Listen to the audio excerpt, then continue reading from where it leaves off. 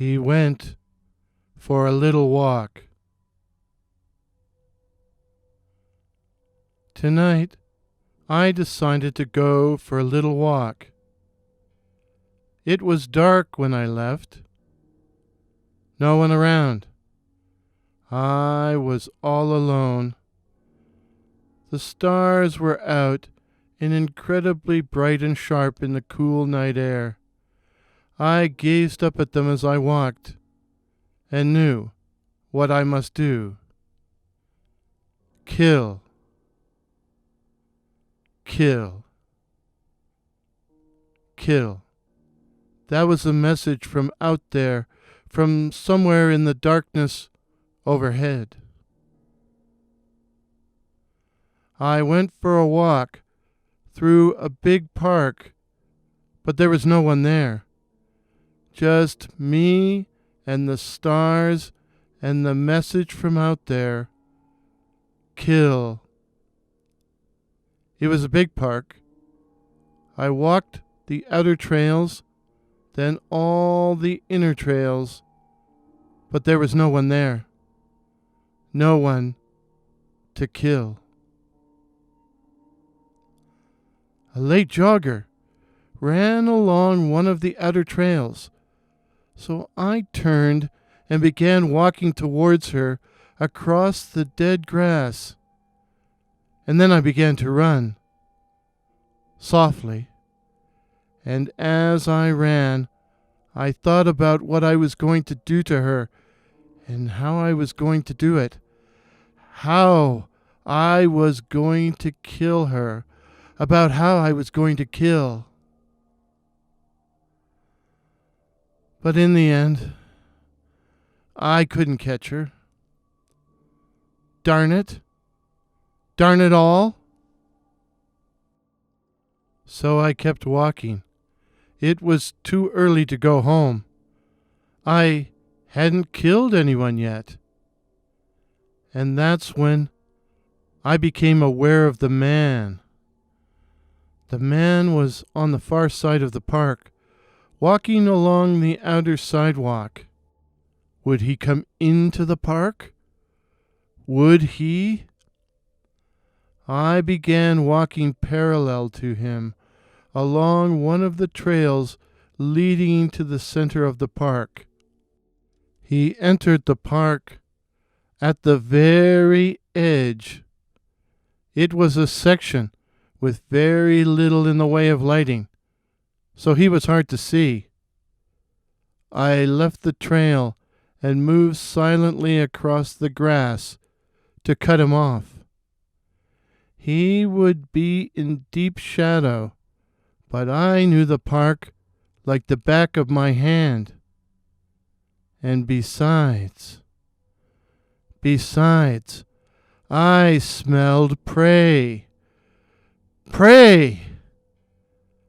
I slowed as I drew closer, closer to the spot where I knew he would be, where he had to be, must be. I stopped, listened, nostrils flaring. Nothing. Not a sound. Nothing. The path was gravel. I should be hearing his tread. I listened, trying not to breathe, daring not to breathe. The night was completely still. I could hear cars on the expressway several kilometers away, but nothing on the path 50 feet from me. Had he stopped as well? Had he seen me? I began to creep forward, slowly, ever so slowly, putting one foot in front of the other, staring intently at the pool of deep shadow that defined the path. I kept moving slowly forward, till I too reached the gravel. and halted. Where was he? Had he seen me? Is he there now, standing deathly still, regarding me? The tension was maddening. The urge to attack, to rend and slay was upon me. I placed a tentative foot onto the edge of the gravel. Slowly, ever so slowly, careful not to make a sound. Crunch! I froze. Time froze. My senses are extremely acute, but I couldn't hear him. Couldn't hear him breathing. I couldn't even hear myself breathing. I couldn't hear a thing. He attacked me! He came out of the shadows, leaping into the air and knocking me to the ground, knocking me on my back. I had a glimpse of wild, staring, bloodshot eyes, a white face, and a mouth full of gleaming fangs. It bit into my throat. I felt the spurt of blood, the jet of blood. Everything started going black. And then I knew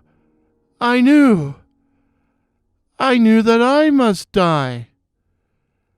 That was the message from out there, from somewhere in the darkness overhead. Die.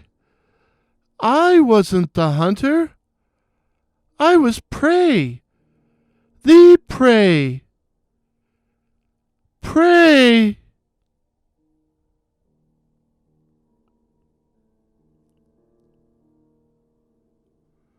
If this is your first visit to my channel, please consider subscribing. My name is Warren, and I write and tell original ghost stories and original horror stories featuring such cryptids as the Night Floaters, werewolves, and the Black-Eyed Children.